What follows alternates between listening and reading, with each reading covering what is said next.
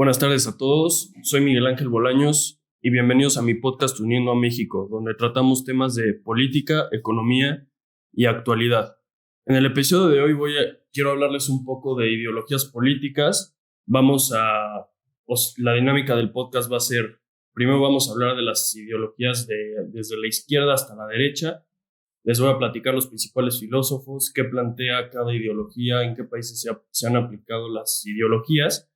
Y después, pues yo les voy a platicar un poquito mi opinión sobre las ideologías, cuál es la ideología con la que me siento más identificado, por qué, y pues cuál creo que debería ser la ideología dominante en México, y pues por qué no hacer una revolución cultural de esa ideología en todo el mundo.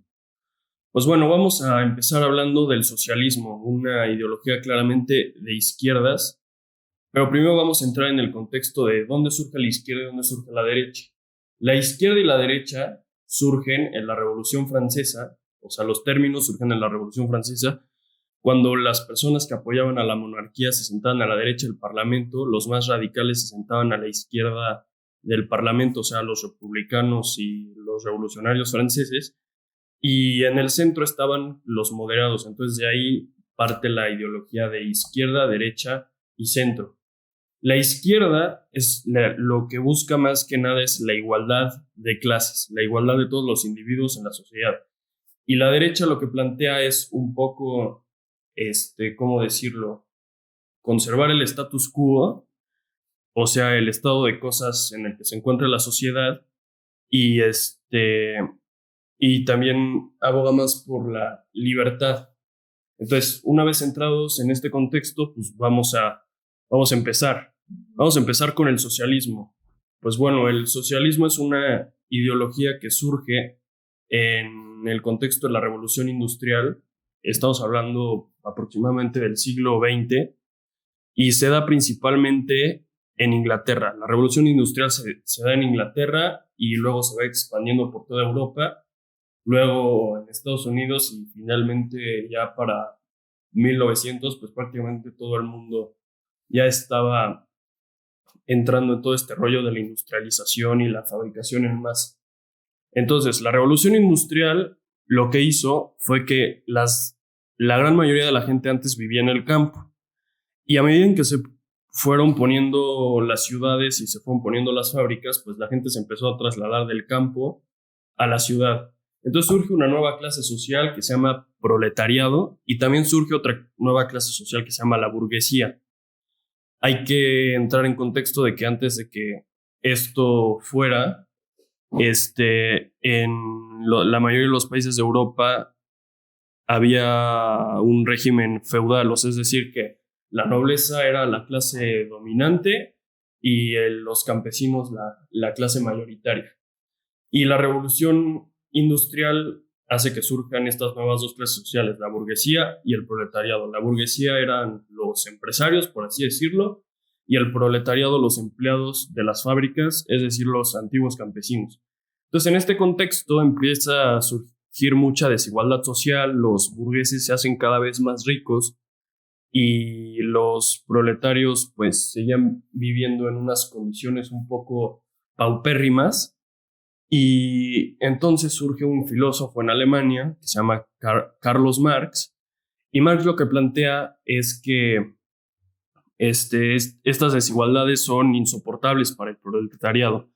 Y su tesis es que el proletariado debe levantarse en armas contra la burguesía para que ellos tengan los medios de producción y, según él, poder repartir la riqueza equitativamente. Y esto lo plantea Marx por etapas. La primera etapa es para llegar al comunismo, que es la ideología política y filosófica que inventó este señor. Lo que se tenía que hacer era socializar todos los medios de producción, o sea, que ya no existiera la propiedad privada y que todos los obreros se volvieran dueños de las fábricas para que repartieran las riquezas equitativamente y así acabar con la explotación, que es la tesis completa del marxismo. Se basa en la explotación en la dialéctica de pobres versus ricos, o explotadores contra oprimidos, o proletarios contra burgueses, etcétera, ¿no? Entonces, lo que dice Marx es para llegar a este comunismo, a esta utopía, porque eso es el comunismo, una utopía, ahorita les voy a decir por qué no es posible. Lo que plantea es, hace un librito que ha sido uno de los libros más vendidos de todos los tiempos, que se llama El Manifiesto Comunista. Y en el Manifiesto Comunista, esto también lo hace con su compadre, por así decirlo, con Friedrich Engels. En el Manifiesto Comunista lo que plantea es que, ok, para llegar al comunismo se necesitan seguir ciertos pasos y eso es lo que va desarrollando en el Manifiesto Comunista. Entonces, el primer paso es la abolición de la propiedad privada, porque según Marx, toda la explotación de los obreros se basaba en que ellos no tenían propiedad y en que los burgueses eran los que concentraban la propiedad. Entonces, para acabar con ello, tenía que llegar el gobierno y abolir la propiedad privada y repartirlo todo entre los proletarios y que todo fuera de todos y a cada quien sus necesidades, a cada quien sus capacidades, etc. Entonces, todas estas ideas llegan, se van desarrollando y poco a poco van estallando movimientos sociales en toda Europa. Primero surge la Comuna de París, que fue en el contexto de la Revolución Francesa, y obviamente pues fue un caos total. Y luego, para no hacerles el cuento muy largo, en 1917 en Rusia se adoptan las ideas del marxismo con los intelectuales rusos, o sea, se ponen muy de moda. Entre ellos está obviamente Lenin, Trotsky, Stalin, etcétera. Y lo que plantean ellos es hacer la primera revolución comunista de la historia, ¿no? Entonces, llegan y arman su guerrilla, matan a los zares que en aquella época eran los monarcas absolutos de Rusia. En Rusia se vivía una desigualdad social tremenda y entonces ya todo iba a ser mejor porque los supuestamente obreros ya habían llegado al poder y todos iban a repartir equitativamente. Entonces, nace la Unión Soviética y y pues ahí es en donde empieza a haber problemas, empieza a haber autoritarismo, el proletariado que supuestamente se alzó en armas se convierte en la nueva burguesía, o sea, todos los camaradas del Partido Comunista se convierten en la nueva burguesía. Entonces se abole la propiedad privada, empiezan a decir cómo producir, empiezan a hacer planes quinquenales de la economía, expropian todas las tierras, todo se vuelve del gobierno básicamente. Y entonces hay una hambruna terrible en Ucrania y en gran parte de Rusia, y el pueblo soviético empieza a morirse de hambre, pero el comunismo desgraciadamente logra sobrevivir muchos años. Pero lo que aquí hay que analizar es que nunca se llegó a la tesis de Marx, que era primero la dictadura del proletariado y después de instaurada la dictadura del proletariado, se iba a abolir con el Estado y todos iban a ser felices. A eso nunca se llegó.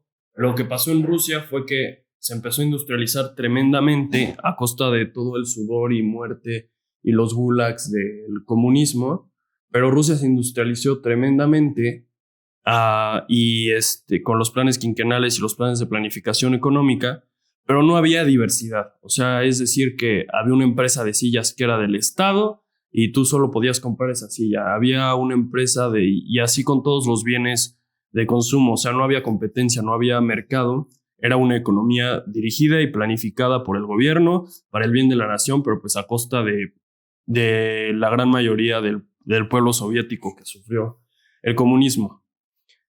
Ahora, yo les voy a dar mi opinión sincera del comunismo. Creo que es una de las grandes estafas intelectuales de la humanidad. Creo que es una idea utópica. Creo que se oye muy bonito en papel, pero en la práctica es imposible. Y ahí les va. ¿Por qué? Porque para mí el comunismo o el socialismo, como le quieran llamar, o sea, porque en realidad el comunismo nunca se ha llevado a cabo, porque lo que Marx planteaba era primero llegar al socialismo, o sea, la dictadura del proletariado, y luego avanzar hacia el comunismo, pero él nunca dice cómo diablos iban a avanzar al comunismo. Y entonces les estaba diciendo, el socialismo ha sido una tragedia para la humanidad por todo el costo humano que tuvo y además por el poco progreso que logró. O sea, Rusia, si ustedes ven las gráficas de la Unión Soviética, la producción de alimentos era hasta más alta en la época zarista que en la época del comunismo. Entonces, ¿por qué no funciona el comunismo? Porque va en contra de la naturaleza del ser humano, que es una naturaleza egoísta, y el comunismo, sus planteamientos filosóficos son crear un hombre nuevo que ya no tenga egoísmo y que quiera repartir la riqueza con todos los demás para poner al bien común por encima del bien individual. Y pues es por eso que no funciona y jamás funcionará. Y bueno, esta idea del socialismo se fue expandiendo por Rusia, luego pasa a la Segunda Guerra Mundial y entra en contexto el mundo bipolar.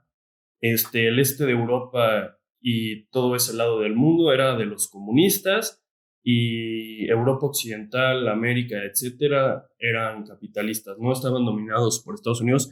Y luego estaban los países no alineados, entre ellos México, que pues eran los países subdesarrollados que no pertenecían concretamente a ningún bloque, ¿no? Entonces entramos en contexto del mundo bipolar y pues la economía soviética se estaba cayendo. Y entonces aparece un personaje muy curioso que se llama Mikhail Gorbachev. Y Gorbachev plantea dos cosas: la perestroika, y que es la reforma económica, y la Glasgow, que es la reforma política. ¿Ok? Entonces, hace estas reformas y abre a Rusia a una economía un poco más de mercado, una economía más capitalista, porque ya nos estaban dando abasto, había una crisis económica terrible. La Unión Soviética se estaba desmoronando en los años 90 y a raíz de todo eso, pues se deriva el muro de Berlín, los gringos ganan la Guerra Fría y pues ahora vivimos en un mundo, digamos que unipolar, porque la mayoría del mundo es capitalista en la actualidad, ¿no? Y, y bueno, esa es un poco la historia del socialismo. Les digo, yo no estoy de acuerdo porque creo que aniquila las libertades humanas, las libertades económicas y sobre todo las libertades políticas. Y no creo que el ser humano sea tan filantrópico como lo plantean los comunistas. Yo creo más bien que el ser humano es alguien que siempre va a buscar por el bien de su familia y por su bien propio primero, antes de buscar el bien del país o de la comunidad. Y por eso es que creo más que funciona el capitalismo que el socialismo. Pero bueno, esa es una breve introducción al marxismo, al comunismo y a todo eso. Y luego surgen las revoluciones comunistas en China, con Mao, que también causó una hambruna terrible, peor que la de la Unión Soviética. Después surge en América Latina la revolución cubana, con Fidel Castro, que Cuba era uno de los países más ricos del mundo antes de que entraran los revolucionarios en el poder, y pues ahora es uno de los países más pobres de América Latina. No hay absolutamente nada de libertad, su economía está hecha un desastre, la mayoría del pueblo cubano vive en unas condiciones paupérrimas, mientras que Fidel Castro y todos sus camaradas se hicieron ricos a costa del sudor del pueblo cubano. Y bueno, y esa es más o menos la historia breve del comunismo. Y ya les expliqué por qué no estoy de acuerdo. Y ahora vamos a hablar de la socialdemocracia. La socialdemocracia es una idea interesante porque su fundamento es que con la democracia, porque, o sea, la mayoría de la gente es proletaria, ¿no? Entonces, con la democracia es con lo que se va a llegar al socialismo. Esto lo plantea el filósofo francés padre de la socialdemocracia, Louis Blanc, y lo que busca es la transformación de la sociedad por la vía democrática. O sea, en lugar de hacer una revolución armada como planeaban los comunistas, hacer una transformación de la sociedad por la vía democrática para llegar al socialismo, es decir, para llegar a la igualdad de las clases sociales. Después, en Alemania surge, hay que decir algo, la socialdemocracia tiene planteamientos socialistas, pero hay una socialdemocracia antes de la Primera Guerra Mundial y hay una socialdemocracia después de la Primera Guerra Mundial. Y la de después de la Primera Guerra Mundial ya no aboga en términos socialistas, ya los ve como algo obsoleto. Y seguía por el estado del bienestar. El estado del bienestar lo inventa Bismarck para quitarle poder a la iglesia y él es el primero que inventa la educación pública y la salud pública y todo eso, que es el estado. Y el estado del bienestar, ¿qué es? Es que el gobierno a ti te dé bienes, o sea, bienes o servicios como educación, salud, seguridad social, pensiones, etcétera. O sea, lo que está de moda actualmente a cambio de que tú pagues una cantidad ridículamente alta de impuestos. En eso se basa la socialdemocracia, ¿no? Y estas ideas las adopta Franklin Roosevelt, que era presidente demócrata de Estados Unidos en la Segunda Guerra Mundial, y adopta el estado del bienestar a raíz de la Gran Depresión. Entonces rescata a un economista olvidado y que mucha gente no lo sabe, pero él se definió como un socialista, y este economista es Keynes. Y Keynes escribió un libro que se llama Teoría General sobre la riqueza, el interés y el dinero. Y, y lo que plantea ahí Keynes es que el gobierno tiene que estimular la economía para que crezca a través del consumo y a través del gasto público. Esto es completamente falso. Ahorita les voy a explicar por qué. Pero bueno, el caso es que se dispara el gasto en Estados Unidos, los sindicatos toman muchísima fortaleza, Roosevelt aplica estas políticas que hay varios estudios que demuestran que si no las hubiera aplicado la economía estadounidense por sí sola se hubiera recuperado, porque la crisis del 29 es algo un poco complicado de explicar, pero para que entiendan más o menos lo que pasó es que la economía estaba creciendo a un ritmo en el que el ahorro de la gente no se daba abasto. Y los bancos empezaron a prestar y a prestar dinero que no tenían respaldo para que la gente pudiera invertir en acciones de empresas. Entonces, ¿qué pasó? Que el sistema financiero colapsó y muchísima gente se murió de hambre. Y bueno, luego ya entró el papá Estado a rescatar la economía, cosa que es un error. Y la socialdemocracia se basa también en la economía mixta, o sea, es decir, que el gobierno y la iniciativa privada tienen papel en la economía. Y y por ejemplo, podemos decir que los países actualmente que podrían decirse que son los socialdemócratas por excelencia, son los países del norte de Europa, los países nórdicos, Noruega, Islandia, Dinamarca, Suecia, etcétera, ¿no? Finlandia. Y estos países aplican una economía mixta y se basan en cobrar a su población una cantidad altísima de impuestos. Por ejemplo, no me acuerdo si es Noruega o Finlandia, el impuesto sobre la renta es de más del 50%. Pero al cambio, el gobierno te da unos servicios muy buenos, tienen una clase política bastante honesta y, y tienen un estado de bienestar muy grande, y normalmente lo que aplican es un equilibrio entre Estado y mercado. En eso se basa la economía mixta. Y también los socialdemócratas abogan por la redistribución del ingreso, que es quitarle a los ricos para darle a los pobres a través del gobierno, o sea, un robo. Y pues en muchos países ha funcionado, pero yo no creo que esa sea la solución. Esa es como la idea dominante que hay actualmente en la mayoría de los países occidentales, incluyendo a Estados Unidos, que tiene un estado de bienestar bastante grande. Y yo no creo que funcione porque yo creo en la libertad de las personas de asociarse libremente. Yo no creo que el Estado sea el mejor proveedor de educación o el mejor proveedor de salud. Yo creo que los que son los mejores en eso son o los educadores en la cuestión de la educación o los médicos en la cuestión de la salud. Y yo no creo que el gobierno sea lo suficientemente eficiente como para meterse en esas cuestiones. Y creo que solo le das poder al gobierno para meterte en tu vida y no me parece una opción éticamente adecuada. Aunque pues bueno, a los nórdicos les ha funcionado bien y viven bastante bien, pero yo desde el punto de vista ético no veo a la socialdemocracia con simpatía, ¿no? Y, y esas son más o menos las ideas de la izquierda. O sea, ahorita los marxistas ortodoxos o los socialistas científicos que siguen abogando por la dictadura del proletariado y todo eso son muy pocos, o sea, es una minoría muy grande. La gente de izquierda actual son más socialdemócratas, son los que abogan por la economía mixta, por la distribución del ingreso y todo eso. Y eso es lo que es el presidente de México, un socialdemócrata. Por eso ustedes ven los programas sociales de los subsidios a los pobres, del afán de querer quitarle a los ricos para darle a los pobres. Y pues eso es un error, porque al fin y al cabo los que sacan al país adelante son los de la iniciativa privada, o sea, los capitalistas.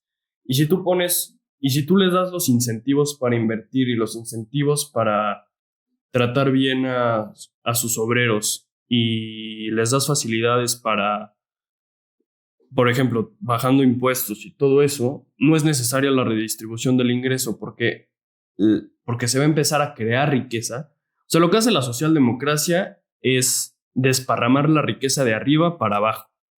Y lo que hace el liberalismo, que es de lo que les voy a hablar ahorita, es dar las condiciones para que se pueda crear la riqueza. Entonces esa es la diferencia que yo le encuentro. Y pues la justicia social para mí es un robo, porque no veo ético que si tú te partiste el lomo poniendo un negocio y tienes 100,000 empleados y te va muy bien y eres una persona rica, no veo por qué el gobierno te tenga que decir, a ver, tienes que agarrar tu riqueza y darle un poco a los pobres porque tienes demasiado. O sea, ¿quién carajo es el gobierno para decir que tú tienes mucho y que tienes que darle? La caridad se puede hacer voluntariamente, puedes donar tu dinero a asociaciones benéficas, puedes construir un asilo para pobres tú, pero el gobierno no creo que te tenga que obligar a distribuir tu ingreso. Ok, ahora vamos a las ideas de derecha. Vamos a hablar primero del liberalismo clásico. El liberalismo clásico es una idea que surge también en este contexto de la Revolución Industrial y el principal pensador fue John Locke. Y John Locke, Frederick Bastiat y Adam Smith. John Locke escribió una de sus obras más importantes es Dos tratados sobre el gobierno civil, y en esta obra lo que analiza Locke es cuáles son las funciones que tiene que tener el gobierno.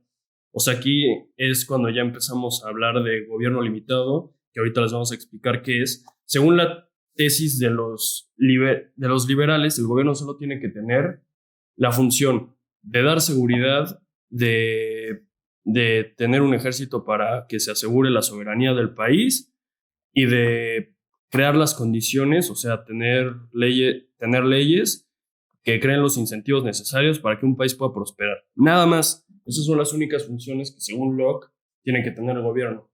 Luego Bastiat tiene La Ley, que es una obra que me falta leer, y les recomiendo muchísimo que analicen un poco la obra de Bastiat, porque todo lo que habla es bastante coherente, ¿no? O sea, él habla de limitar los poderes del gobierno. O sea, la tesis central del liberalismo es limitar los poderes del gobierno. Y después está Adam Smith, padre de la Escuela Liberal de Economía, que escribió La riqueza de las naciones. Ahí pone un ejemplo que es el famoso ejemplo del panadero, que dice que el panadero hace pan no para que toda la gente pueda tener pan, sino por su propio interés. O sea, el panadero hace pan para mantener a su familia, al igual que el carpintero hace sillas y mesas y muebles para poder darle de qué comer a su familia. Y ahí analiza que la competencia es mucho mejor porque se va especializando todo a raíz de la competencia, y la división del trabajo es algo mucho más eficiente que el gobierno controle todo. Y luego tenemos la teoría del valor subjetivo, que fue hecha por un sacerdote católico, por el padre Juan de Mariana, y ahí dice que el valor de las cosas es subjetivo, o sea, quien lo pone no es por trabajo, como afirman los marxistas, de trabajo más plusvalía, sino es el mercado quien lo pone a través de la oferta y la demanda. Les voy a poner un ejemplo para darme a entender. ¿Ustedes saben por qué el oro es más caro que el agua? Sé que muchas personas se han preguntado esto, pero la mayoría no entiende la razón, y es una razón muy, muy, muy sencilla. La estimación que le tiene la gente a las dos cosas. El agua hay en abundancia y es un recurso vital sin el cual el ser humano no podría existir, pero hay en abundancia y mucha gente puede tenerla. Entonces el agua, a pesar de ser un recurso vital, es barata. El oro como mucha gente la quiere, pero hay muy poco, el precio, por la estimación de la gente, el precio del oro sube. Y entonces por eso que el oro es más caro que el agua, y eso lo explicó Juan de Mariana en la teoría del valor subjetivo. Y luego están los demás pensadores de la escuela de Salamanca, pero pues sería un rollo platicarles de todos. Y yo creo que voy a hacer otros episodios de podcast hablando más o menos de cada ideología a profundidad. Pero bueno, esto es como una embarrada de izquierda a derecha de todas las ideologías.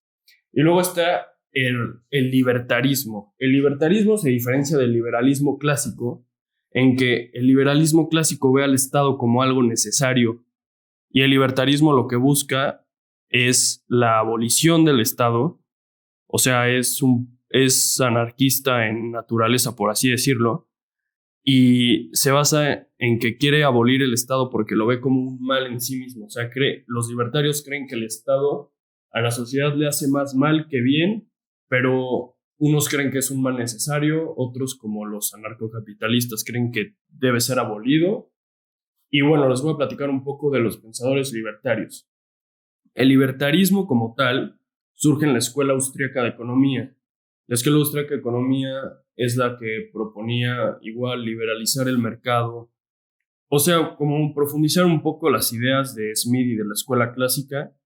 Y tenemos a cuatro pensadores. Los cuatro pensadores más importantes de la Escuela Austríaca de Economía son Karl Menger, Friedrich Hayek, Murray Rothbard y Rothbard, perdón, lo pronuncié de la chingada, pero bueno, y Hans Hermann Hoppe. Y ellos lo que proponen es ir limitando el poder del Estado hasta dejar hasta que el Estado deje de existir, ¿no? Entonces tenemos a Hayek, que es uno de los economistas, a mi parecer, más importantes que ha tenido la humanidad. En Camino de Servidumbre explica por qué el socialismo no es una alternativa viable, porque el mundo se ha vuelto cada vez más socialista y hacia dónde tenemos que apuntar, que es hacia las libertades económicas. Y lo que hacen las libertades económicas es darle al ser humano la posibilidad de dedicarse a lo que más le guste, y si encima tienes un gobierno ideal, por así decirlo, que no te pone el pie o que no hace que te atropelle para luego darte la muleta, que eso es lo que es el estado del bienestar. Si tú tienes un estado limitado que, que cree los incentivos necesarios para que tú por ti mismo puedas crear riqueza, entonces toda la sociedad acaba ganando, y eso es lo que plantean Menger, Rothbard, Hayek y Hoppe. Ahora, Rothbard es el primer pensador que enuncia el término anarcocapitalismo. ¿Qué es el anarcocapitalismo? Una sociedad, un orden social en el que todo sea privado y en el que la policía, incluyendo la policía, el ejército y los tribunales. Y bueno, esta teoría del anarcocapitalismo es algo compleja de describirlo, pero básicamente aboga por la libertad del Estado, y su tesis es que la seguridad privada es mejor que la pública porque resulta ser más efectiva. O sea, básicamente el mercado es más efectivo en todo, según ellos, y entonces hay que eliminarlo porque oprime al hombre. Y bueno, si quieren analizar la obra de Rothbard y Hoppe en internet, yo les recomiendo que consulten el Centro Mises. Ahí van a tener material de sobra, y les digo, voy a profundizar en otro episodio de podcast sobre estos temas, pero básicamente eso aboga el libertarismo, la desaparición del Estado. Unos son minarquistas, o sea, liberales clásicos, abogan por el gobierno limitado, y otros son los anarcocapitalistas. Y luego tenemos o sea, para mí la idea más coherente es pues, el liberalismo clásico, porque me parece un poco utópico de hacer que el gobierno deje de existir. Y creo que vale la pena destacar algunas de las personas, porque voy a recalcarlo, en América Latina está habiendo un boom de liberalismo tremendo, tremendo, porque pues nuestro continente siempre ha sido un continente muy complicado, Nunca hemos experimentado un capitalismo liberal de verdad. Lo que tenemos en América Latina es un capitalismo de cuates y libre competencia, donde la gente no, o sea, la gente que se quiere hacer rica o la gente que quiere prosperar depende de sus contactos con el gobierno. Y eso no es lo que aboga el capitalismo, no es lo que aboga el liberalismo. El capitalismo lo que aboga es que que el gobierno no te ponga el pie para que tú, con tu creatividad empresarial, puedas poner tu empresa, puedas crear riqueza y con ello ayudar a toda la sociedad. Y los más destacados pensadores liberales hispanoamericanos, que voy a describirles un poco qué hace cada uno, es Axel Kaiser. Axel es un chileno fantástico. Escribió La tiranía de la igualdad y es uno de los exponentes del liberalismo más importantes en América Latina. Y pues eso es justamente, y Axel, su contexto es que Chile, pues tuvo la dictadura de Pinochet, se aplicaron ideas liberales en lo económico, obviamente, durante la dictadura de Pinochet, porque pues claramente no había un gobierno limitado ahí, pero en lo económico aplicaron ideas liberales y les fue muy bien. Y ahora, gracias a eso, Chile es uno de los países más prósperos de América Latina. Y lo que está tratando de hacer Axel es justamente rescatar ese pensamiento de libertad económica y pues expandirlo por toda América, incluyendo obviamente su país Chile, que pues se ha corrido un poco al pensamiento de izquierda y pues bueno, eso es básicamente lo que Axel hace. Luego, otros pensadores liberales que vale la pena citar son Agustín Laje, autor de el libro negro de la nueva izquierda, y junto con Nicolás Márquez. Ellos son argentinos. Y pues bueno, hablar del contexto argentino y todo eso, o sea, básicamente Argentina fue el país más rico del mundo en 1895, cuando aplicaron una constitución liberal y a raíz del populismo y del peronismo entraron en decadencia y llevan así por más de 80 años. Y Nicolás y Agustín justo lo que hacen es un poco más, no tanto en lo económico, sino en lo cultural, o sea, pelear contra la idea dominante del progresismo y todo eso. Luego tenemos a Lupe Batallán, es igual argentina. Escribió un libro que se llama Hermana, date cuenta, que traza un poco las ideas marxistas del feminismo y por qué el feminismo actual es una burrada.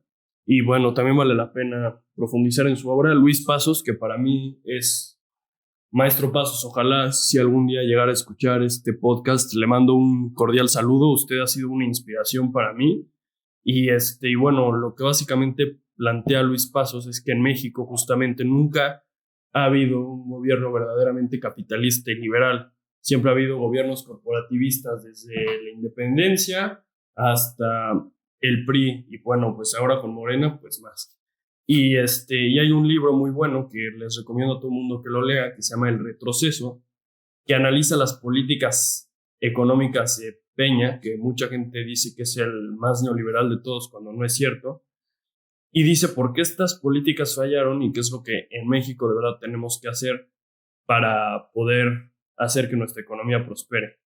Y otros exponentes no menos importantes del liberalismo en la América hispana son Javier Milei, Juan Ramón Rayo, español, y bueno, ahora voy a hablar de una tendencia que está un poquito de moda, sobre todo en los jóvenes, que es el liberalismo progresista.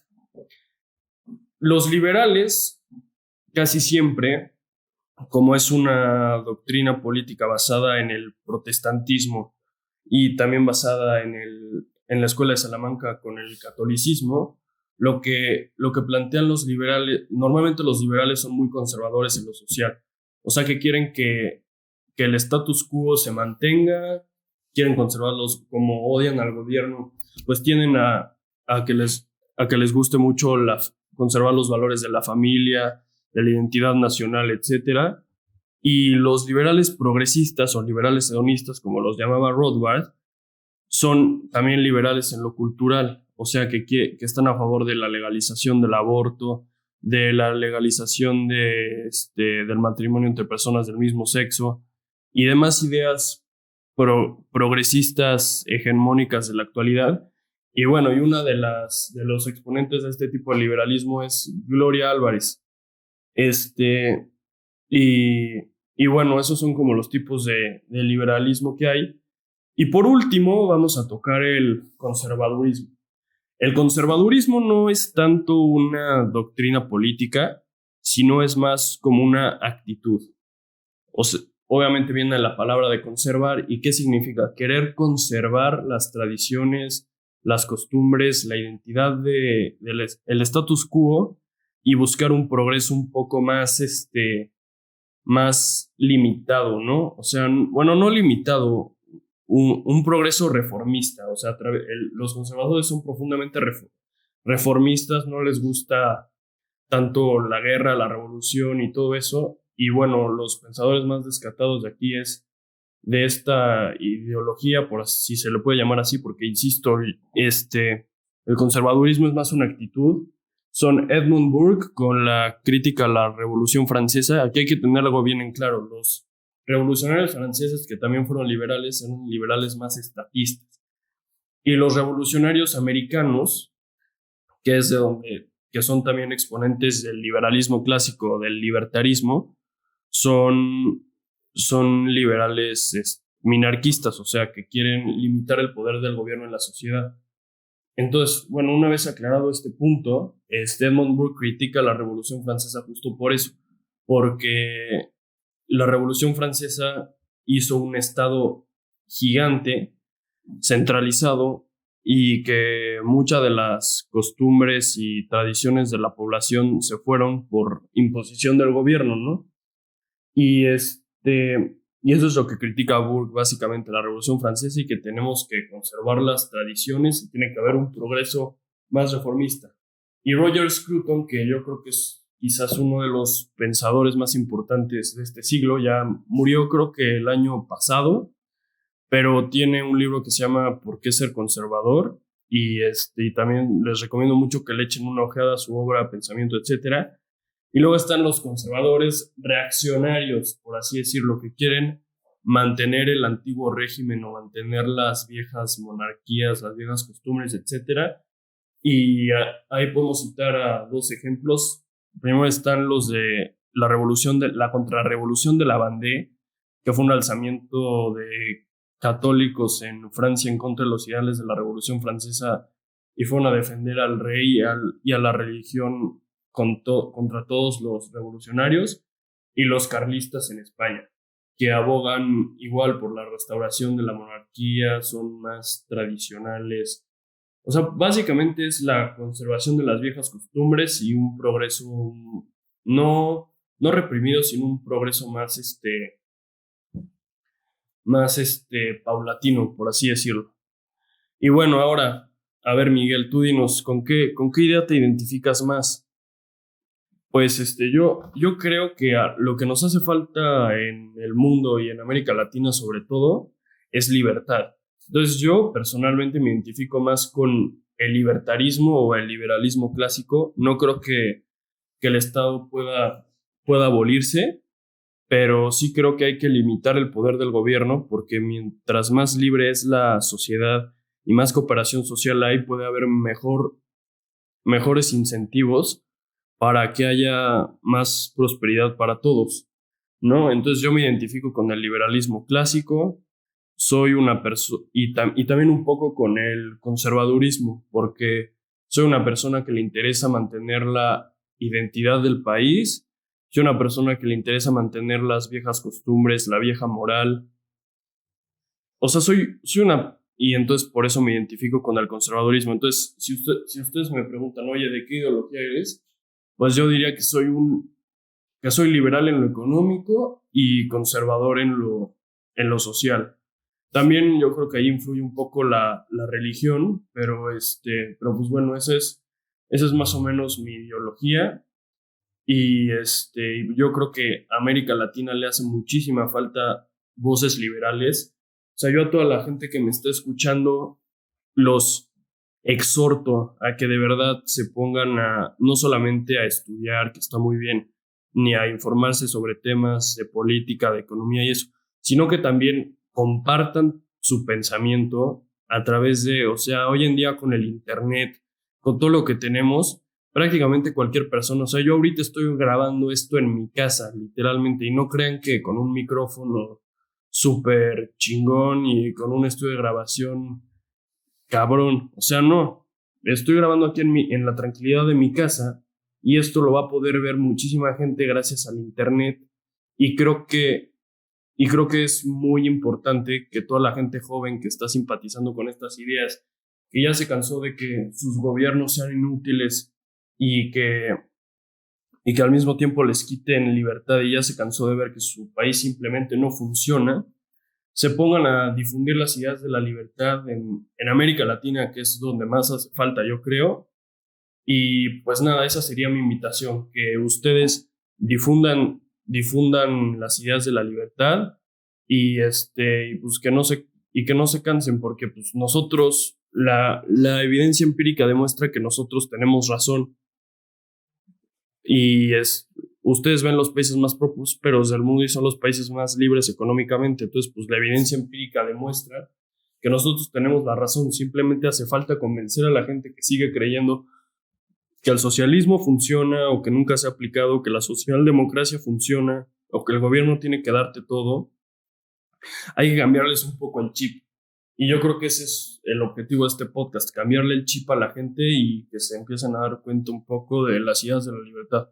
Pues bueno, espero que este resumen de ideologías un poco corto, no tan profundo, pero bueno, ahí les di una embarrada y les cité a varios autores para que ustedes se pongan a investigar sobre el asunto.